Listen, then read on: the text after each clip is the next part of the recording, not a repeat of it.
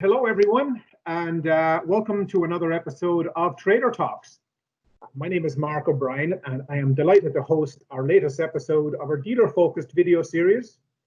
For those in the audience who don't know me personally, let me take a moment here to introduce myself.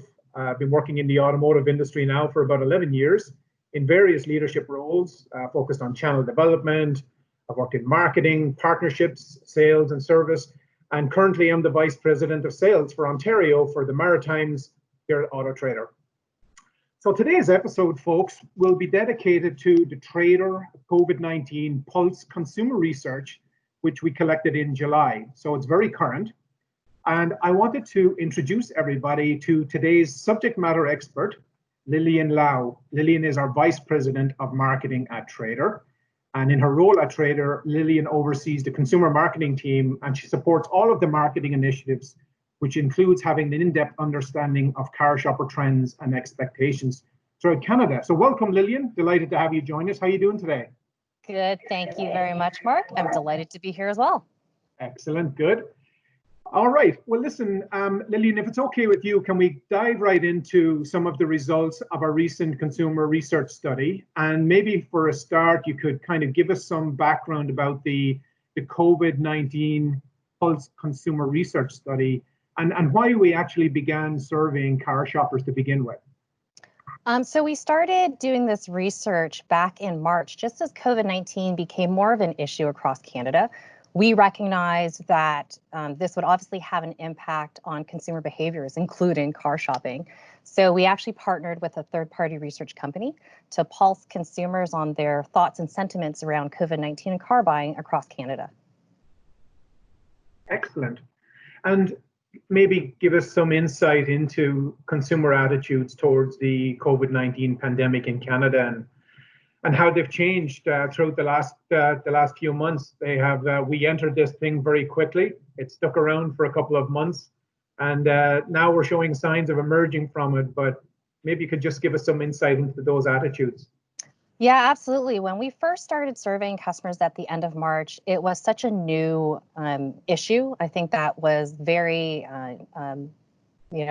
something that people haven't experienced, obviously, in the past. And when we asked consumers back in March, what is your feeling of COVID-19 and whether the situation is getting better, not changing, or getting worse? We had 78% of consumers actually say to us that they believe the situation was getting a lot worse, which is obviously not great. We kept surveying those consumers over the course of April and May, and that number started to get better. And actually, at the end of May, only 14% of consumers started to say, I think the situation is getting worse. So that was really positive. So from 78% to 14%, people were starting to feel a lot better. However, we did, again, ask customers in July, whether or not they felt the situation was getting worse. In this case, we had 32% of people say that they felt it was getting worse. So that number was going down, and then this past month just went up slightly. However, where we identified that to be is that the situation in Canada is well managed. We're opening things up. Things are getting better. However, south of our border and other places in the world, they're not necessarily doing as great in terms of the infections. And what we're identifying is that sentiment where it's slightly gotten a bit worse is attributed probably to outside influences outside of Canada, not just necessarily due to Canadian issues. So Lillian, we know that on autoTRADER.ca in particular, consumer traffic has been very strong. In fact, it skyrocketed during this time period.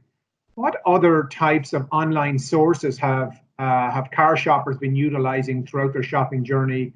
And any notable changes to the use of automotive marketplaces in particular? That's a great question, Mark. Prior to COVID-19 in February, we actually asked this exact question to consumers. So we have a baseline of how people felt prior to COVID. And what we found is that in general, there are 5 resources that consumers tend to use: automotive marketplaces, dealership websites, OEM websites, talking to their friends and talking to their family. As soon as COVID became more of an issue, and we asked the same question again, we saw an obvious decline in talking to friends and family, which makes sense with physical and social distancing. We also saw declines in OEM website usage and in dealership website usage. What we did see was actually that usage of online automotive marketplaces like autoTRADER.ca actually stayed either flat or went up. And if you think about why that is, one of the questions we also asked asked these consumers is whether or not they thought the time to purchase would take longer. And a lot of people said yes. As a result of COVID-19, it's going to take longer. Things are closed. As a result, it's going to be a longer process. And where they're likely spending their time then is researching. What we know about autoTRADER is it's a great one-stop shop for all makes and models. So a consumer can compare all their cars in one place, decide which make and model, decide which dealership. And as a result, autoTRADER.ca has been very well insulated from the effects of the pandemic because we do such a great job of servicing the consumer's needs across that car shopping journey. Very interesting. Now, our consumer surveys conducted during the pandemic actually showed a dip in car purchase intention, Lillian. What is it, what are we seeing today? Has the intention to purchase a vehicle increased now as dealerships have actually begun to reopen, not just in Ontario, but right across the country? We absolutely have. So just as we started surveying consumers in March, we were around that 18 to 20% range of all Canadians had an intent to buy a car in the next 6 months. That actually stayed fairly stable throughout April, but I think as the situation was extending and things weren't getting necessarily better right away in April, May started to actually have a dip and a decline. When we did actually research ask consumers again this month in July, their intent, those numbers actually rebounded. So as things have opened, that intent has definitely improved and increased across Canadians.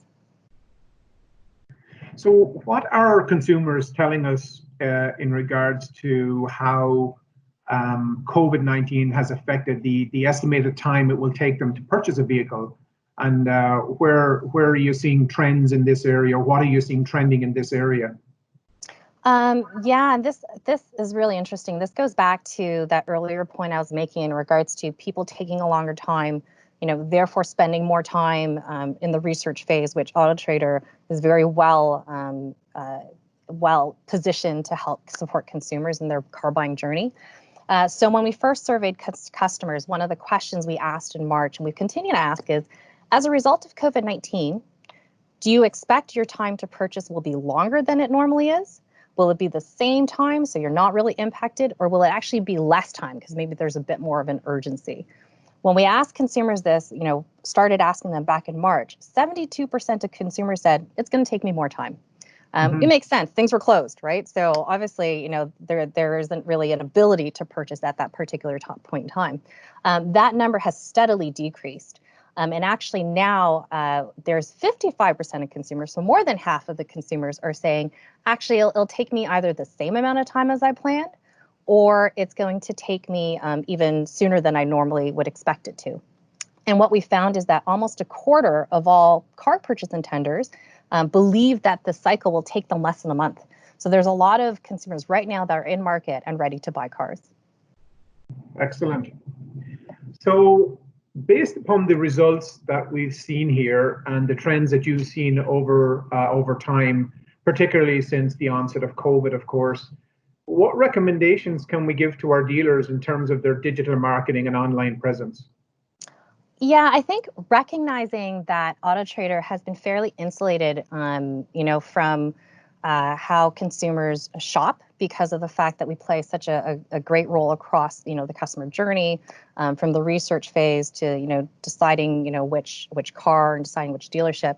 I think it's really important for dealers to maintain a strong presence on autoTRADER, especially with customers telling us that they don't depend on using dealership websites as a resource right now in the short term.